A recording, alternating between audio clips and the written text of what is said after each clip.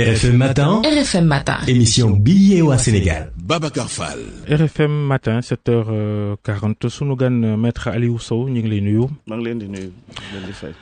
nga jiite yaay directeur de société bi ñu naan SAPCO nga xam ni moom mooy bànqaas bi nguur gi dénk mu defaraat jekk-jekkalaat bërëb yi nga xam ni moo war a suqali wàllu tourisme ci Sénégal ci wàllu politique nga bokk ci kuréel googu nga xam ne bu yàggul lañ ko sancoon ci fan yële tuddee ko initiative 35 I35 bànqaasoo ci parti yi farek nguur gi. Idrissa Seck dégg nañ ko ci xabaar yi ca séminaire ba ñu doon amal ca Mbour partem di ko amal ñu bëgg ko def ci hôtel ñu ne dañ leen koo aaye borom hôtel ba yéen rawatina parce que yow li nga jiite mi ngi bànqaasoo ci ministère du tourisme ñu ne ministre bi ci boppam Mame Mbaye Niang moo def ay pexeem napp waa hôtel bi ba ñoom waa réew mi fañ bëggoon amal seen séminaire boobu amaluñ ko. loolu waxu politicien la parce que jàpp naa ni ministre du tourisme tal na leneen te am na ñu ko fi toogal ci wàllu gestion station Saly te ku xam hôtel nu muy doxee hôtel du état du Sénégal moo ko moom hôtel Palm Beach dafa am. waaye xam nañ ni nguur am na doole. mën naa weñ loxo ku ne. nguur bu amoon doole boobu du ko def Saly te def na ko ci beneen hôtel Bougainvilliers donc man jàpp naa ni loolu waxu politicien la ministre amul. est-ce que seen tontu bi tam du tom politicien def li ngeen def ba noppi ne du yéen. non tey je pense que li ñu mën a wax ci wàllu gestion station Saly mooy hôtel yi ay propriété privée la maanaam yow mën nga fa am sa hôtel Massamba mën na fa am hôtel am hôtel yi nag dafa am hôtel bu nekk ni muy doxee Palm Beach du hôtel manifestation politique hôtel club la maanaam boo fa duggee mënoo fa organiser manifestation politique bokkul ak yeneen hôtel yoo xam ne ni yu mel ni ay King Fahd mën nga fa organiser yenn congrès yi. mais loolu kañ la doon wér bu fekkoon ne bañ jéemee ne dañuy réserver hôtel bi telle date dañ fi organiser manifestation politique xamal na ne nit ñi xajuñu fa mënuñu fa organiser manifestation politique mais demewul noonu dañ ñëw ba ca bés ba wala ba mu des benn fan ñu ne leen loolu mënta nekk dafa mel ni am na lu ci laxasu. man bi ma déggee coow li dama laaj directeur d'exploitation Saly nee ko lu xew ak parti réew mi. parce que gis naa ñu bind benn article wax ni ñoom dañ leen tere ñu organiser hôtel Palm Beach mu woote hôtel Palm Beach en vérité réew mi musul réserver Palm Beach propriétaire Bougainvilliers moom moo doon woote pour réserver ay chambres ci Palm Beach réserver chambre réserver un groupe de 200 personnes pour salle bi delluwaat wax ni 400 la bëgg. delluwaat yokk ci 500 ñooñu ne ko mais nombre bi pour lan la ñu ne ko non nombre bi pour waa réew mi la mu ne hôtel bi amul capacité 500 personnes parce que man hôtel club laa yor hôtel club nag samay touristes buñ fi ñëwee dañuy ñëw pour dallu pour am jàmm mënuñu fi organiser manifestation politique te loolu commencé wul tey il y a 2 ans de cela. COJER bi mu bëggee organiser université républicaine Palm Beach dañu ne mënul nekk parce que fii hôtel club la hôtel fermé la boo ñëwee séminaire nga mën a def wala yenn animation culturelle yi mais mënoo fa def animation politique te loolu boo demee tey Club Med mënoo fa def congrès politique ak yeneen hôtel donc hôtel bu ne dafa am destination am léegi li ma mën a bëgg a leeral mooy. ni nga koy faram-fàccee rek tey na xel nañu dugal ngeen seen loxo ci. la tere yëf yi am. man de li ma mënta wax mooy responsable hôtel Palm Beach bu ngeen ko woowee mën ngeen laajte numéro ngeen woo ko laaj ko. moom wax na fii li nga wax daanaka. ak loolu la wax ak li mu wax benn la daanaka. voilà donc loolu moo am. en vérité tey bu doon ñun am nañ doole boobu mais dañuy woo hôtel Bougainvilliers ne ko buñ fa organiser. te organiser nañ fa lan mooy problème bi. waaye dafa fekkee tamit Idrissa Seck yéen nu ngeen ko mën a fexeel rek di ngeen ko def. dafa mel ni ku leen xaw a jaaxal seetal leen. man Sénégal jàpp naa ni tey am na loo xam ne ni mënu fi am ku bëgg a organiser manifestation jaarale ko ci yoon boo demee dans n'importe quel hôtel. non dama ni Idrissa Seck ci boppam seen jàmmaarloog moom dafa mel ni jaral na leen. lu nekk tam moom dama jàpp ni lii ay waxu politicien la mais en vérité jarul woon sax tudd. waaw coowul parrainage temps yi jox coow lu bëree bëri initiative 35 seen njiit sax Mame Mbaye Niang bokk ci kilifa yi dégg na ni mu ci waxee ne force restera à la loi daañu taxaw duñu nangu ko taal réew meek yu ni mel tey jii nii ak coow li am ci wàllum parrainage bi yow ban gis nga ci am ndax ragal comme ñenn ñi beneen 23 juin am le 19 avril maanaam alxamis mi. 23 juin ak 19 avril mënuñu bokk 23 juin li ñu fi bëggoon def mooy fal président si 25%. loolu baaxul si démocratie 23 juin li fi amoon mooy dañ fi bëggoon imposer ticket présidentiel loolu mënul am si démocratie. Parrainage le 19 avril lu ñu bëgg a instituer fii Sénégal mooy yow boo bëggee nekk candidat samp sa ndën mais au minimum war na am ay citoyens yoo xam ne ni jox nañ le mandat reconnaître ni yow am nga taxawaay pour nekk candidat présidentiel. yow boo mënul am 65 000 signatures si réew nga bëgg a jiite réew moom. nga bëgg ñu imprimer le 7 millions yéen ñëpp yéen a nuroo wax ci yéen ñëpp yéen a nuroo wax ci mbir mi.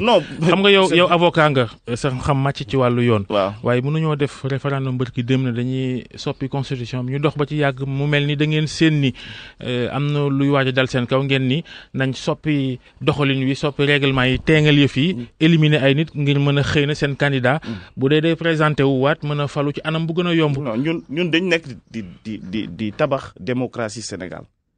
dafa mel ni ngay tabax sa kër am loo fàtte boo ñëwee ba gis ni lii moom boo ko defarul day yàq sa kër da nga koy defar dañu gis ni Sénégal tey jot. ku ngeen koy defaral seen bopp wala sénégalais yi dañ koy defaral pour suñu génération. parce que tey dafa am loo xam ne ni baax na ñu rappeler historique parrainage historique même candidature yi lu tax ñuy laaj nit ki booy def candidature nga déposer caution ñu gis ni nag léegi ku jóg mën na dem mobiliser caution financière xaalis boobu fan lay jóge tey mën naa yëkkati $1 milliard ma tas ko ci en 10 candidatures on a combien de partis politiques au Sénégal est-ce que xel nangu na en 2014 2700 listes au local 2017 bi législative 47 listes ñaata ñoo ci am pour kii député man dama jàpp ni politique neex na trop.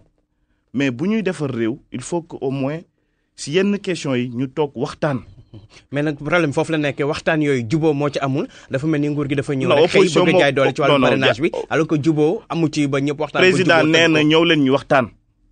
président de la république moom la ñu fal. nee na ñëw leen ñu waxtaan pour organiser suñu élection yi tey boo jëlee wàllu organisation élection yi si on a par exemple 30 candidats au présidentiel mën na nekk tey ñaata nit ñoo bëgg nekk candidat Sénégal mais je pense que pour protéger suñu réew mënuñu nangu n'importe quelle personne jóge fu mu mënta jóge. sauf que démocratie la nekk nit ñi tamit. mais yow ñaata élection lañ fi am présidentielle ñaata élection présidentielle lañ fi am. xam nga bu ngeen tudd élection législative yi naan 47 listes xam ngeen ni 47 candidats élection présidentielle loolu moom mënta nekk itam. mën na nekk léegi man exemple bi may joxe ñaata yoon lañ fi am élection présidentielle ay candidats yoo xam ne ni kenn xamul fu ñu jóge dañu yeewu rek nga gis leen télévision. su la neexee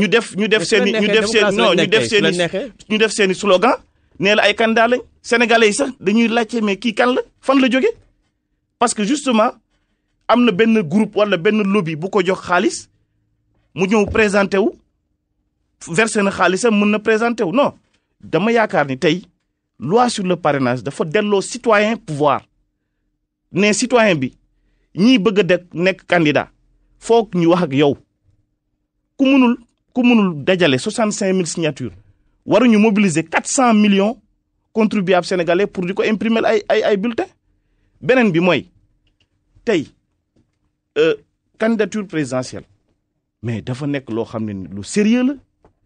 tey boo xoolee am na parti yoo xam ne loolu sax dafay régler beneen problème am na parti yoo xam ne ni si région lañ bokk benn région mooy parti bi parrainage dafa ne balaa ngaa mën a nekk candidat foog au moins 7 régions nga am fa ay signature loolu am na solo si réew bi mujj mooy comme justificatif mais le parrainage bu ñuy waxante dëgg démocratie yu avancé yépp tey muy France muy Portugal Lituanie Croatie Roumanie dafa am parrainage. mais parrainage par les élus maanaam élus yi ñoom waaw ñooy parrainer candidat yi. xam nga tey bu ñu waxoon parrainage par les élus opposition bi day yóoxu naan non dañu bëgg éliminer parce que amuñu ay élus yu bëri au contraire dañu yaatal mais looy ragal si citoyen nee la yow d'accord naa ni war nga mën a dem nekk candidat loolu au contraire c'est important pour une démocratie da ngay filtrer.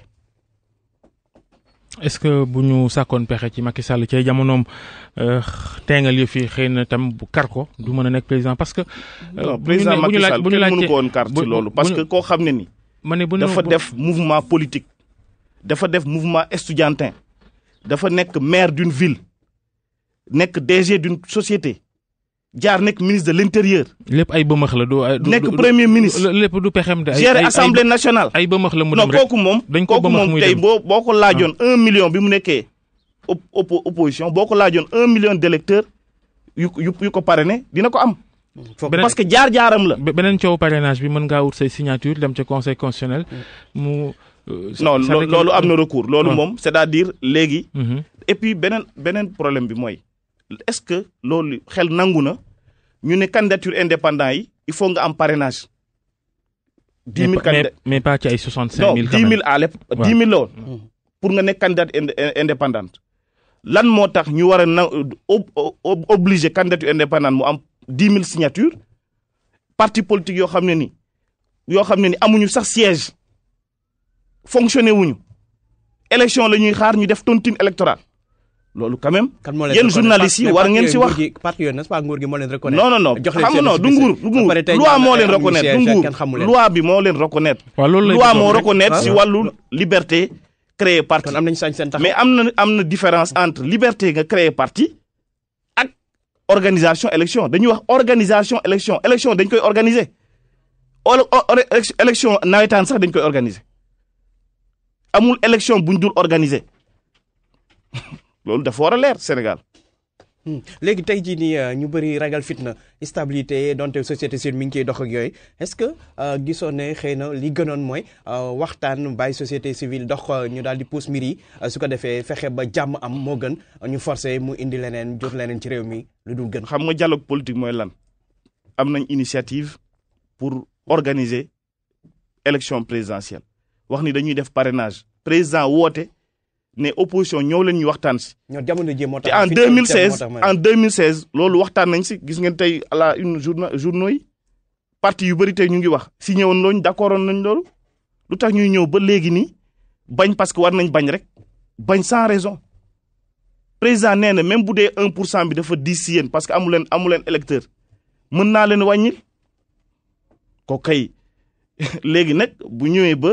nit ñi jàpp ni. xam nga boobu bi nga fi toogee ba léegi yaa ngi wax démocratie ñi àndul ci yëf yi bëgg nañoo wane seen ñàkk a ànd alxamis bu fekkee assemblée nationale dafa nar a examiner projet de loi boobu gouvernement ba yónnee leen ci mbirum parrainage gi. ñu dégg ko ci mel ni Mame Mbaye Niang mi nga xam ni mooy sa kilifa ci ministère du tourisme. wax ni daal boo déggee waxam mooy kenn du fa manifester. xam nga loolu mooy jaay doole itam. non loolu du jaay doole man jàpp naa ni état aussi dafa am rôle am ci démocratie.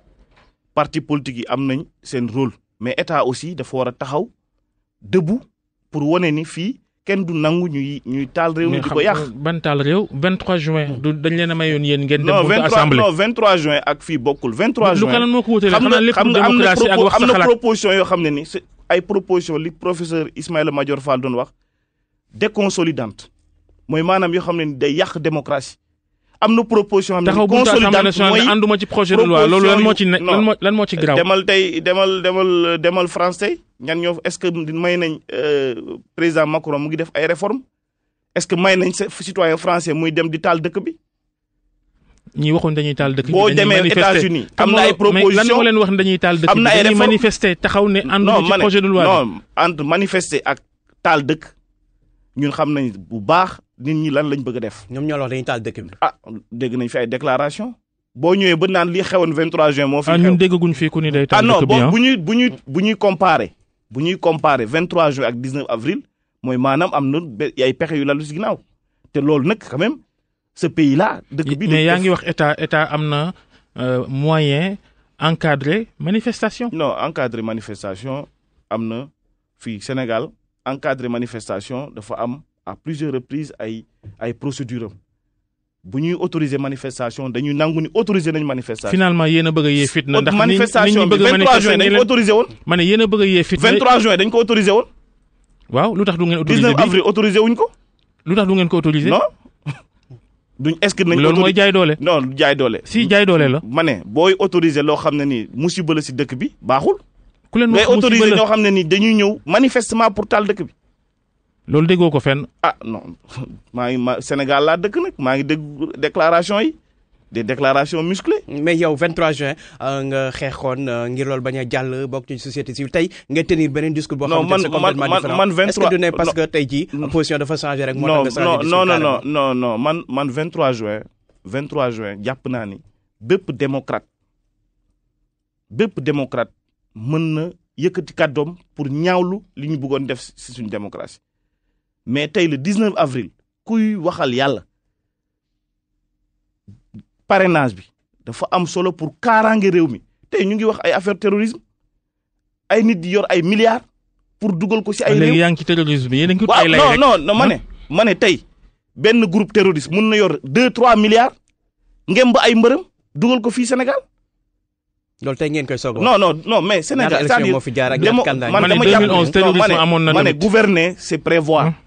gouverner c'est prévoir. 23 juin terrorisme xewoon na tamit. Europe dara xewul. ma ne boo demee tey ay France yooyu États-Unis sa budget campagne da nga koy publier da ngay wax fan ngay jaarale fan nga jëlee xaalis pour campagne. da ngay tuumal maanaam da ngay tuumal opposition bi mën nañoo lëkkaloog ay terroristes ñu jox leen xaalis. non ma ne dama jàpp ni tey ñun suñu démocratie. déclaration grave ngay def ma ne dama jàpp ni xaalis doyatul pour nga nekk candidat présidentiel il faut nga am confiance citoyen sénégalais yi. confiance citoyen sénégalais yi mais munoo yeewu rek gént ne damay nekk président nga ñëw teg ci ay plateau naan damay nekk président da nga war a am jaar-jaar nga am foo xam ne ni sénégalais yi. ràññee président dafa war a am jaar-jaar. gis nañu France la fa xew Emmanuel Macron. non Emmanuel Macron fan la jógee nekkoon na ministre de l'économie et des finances. est-ce que am na jaar-jaar dëgg Emmanuel Macron nekkoon na ci programme candidature François Hollande. Emmanuel Macron proposé na ñaata pacte. pour redresser économie. amul dara luy wax ni bala ngaa nekk président da ngaa war am jaar-jaar amul. loolu amul fenn non président nag. sa waay président de la république du affaire u caaxaan. bu ñu ñëwee ba sénégalais yi war la déglu d'abord waxuma la sax kii war la déglu ñu lay may télévision ngay déglu ngay wax wala rajo dafa am loo xam ne ni il faut que ñu xool ko. jërëjëf Aliou Sow maître Aliou Sow directeur SAPCO. bokk ci mbootaay politique gi ñu naan initiative 35 bokk ci nguur gi jërëjëf El Hadj Ndiogou Diène. RFM Matin. RFM Matin. émission bi yee waa Sénégal. Babacar Fall.